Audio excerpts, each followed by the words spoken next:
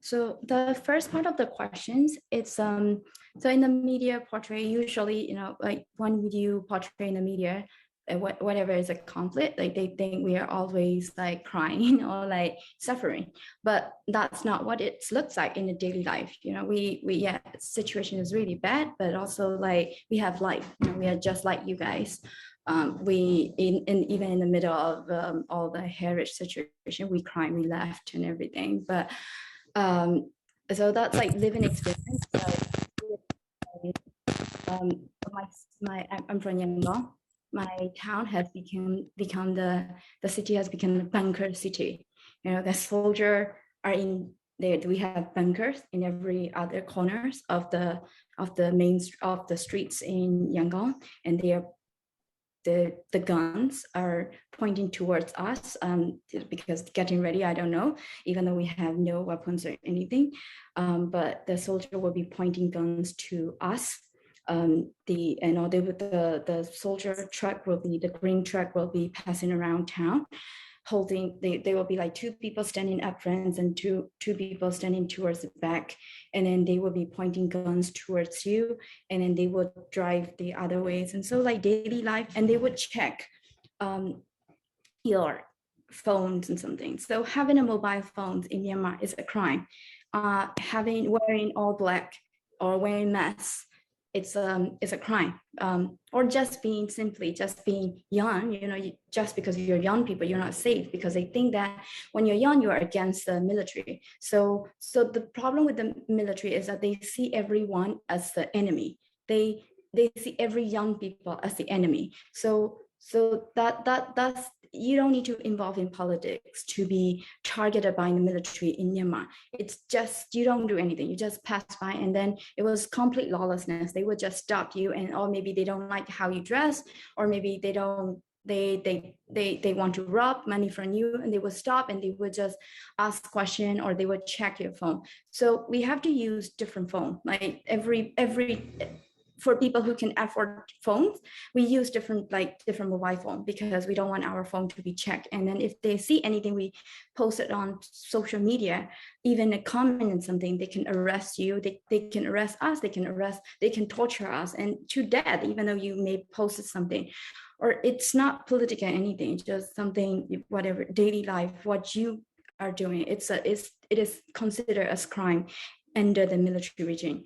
And also for people who don't have phone, multiple phone, we will have to clear out everything just before we go. It's an extra work, and we cannot really sleep. The whole years I was in the country, I couldn't really, I didn't fall asleep until 5 a.m. in the morning, because this is the nighttime knocking the door and the guest registration. They will come to the door and they will knock, and then we never know what will happen when we got arrested.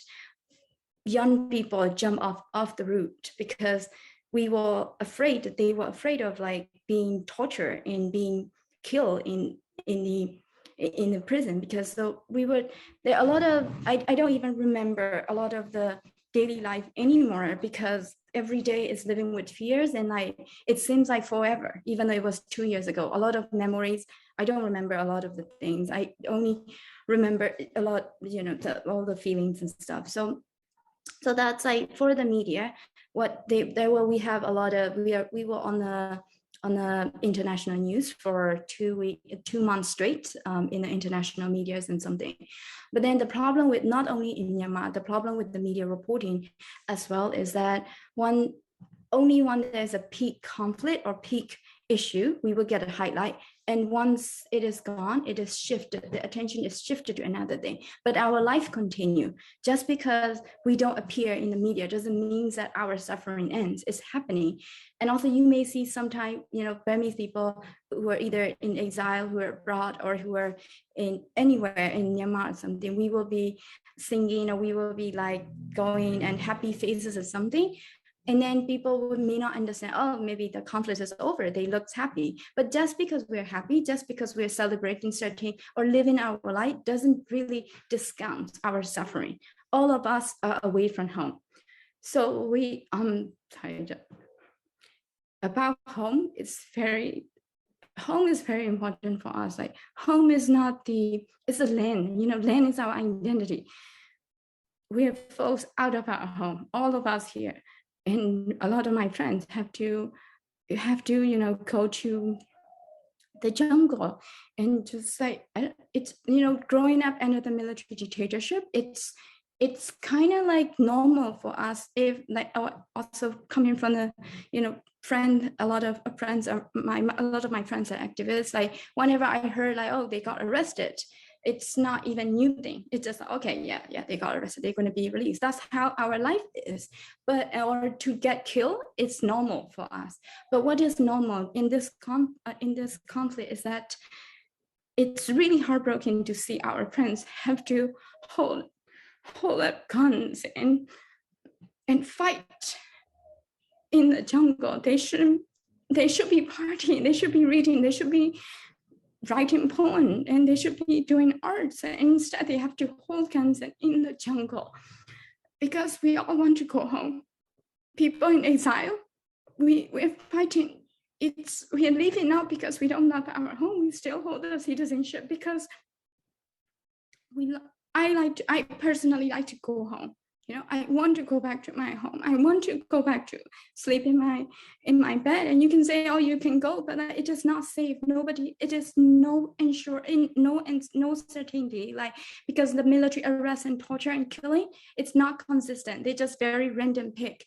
And people in exile wanted to go home, and people in the jungle wanted to go home. Even within the country, we cannot stay at home. We have to relocate, living in different safe houses and all the kind of things. So help us to go home. And just because we don't appear in the media doesn't mean that our suffering ends. And also just because when you see happy face or good face of us doesn't mean our sufferings end. It's the same. The pain may be different for different people, but we are all in pain, and we still continue, even though horrible things happen.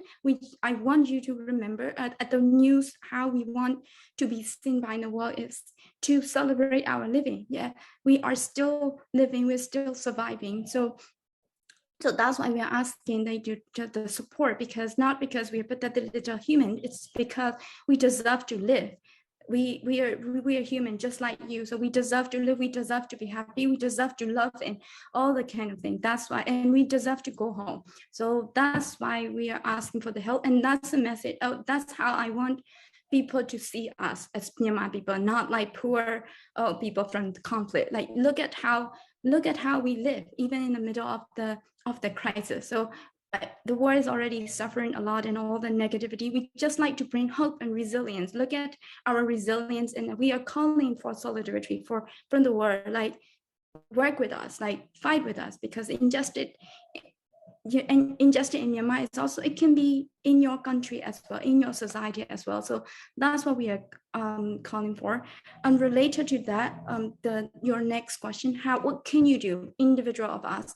You can do it, like start from you. Like you can talk to, do not think about bigger things. Maybe like start talking to your family member, talking to your friends, talking to your neighbors about what's going on in Myanmar.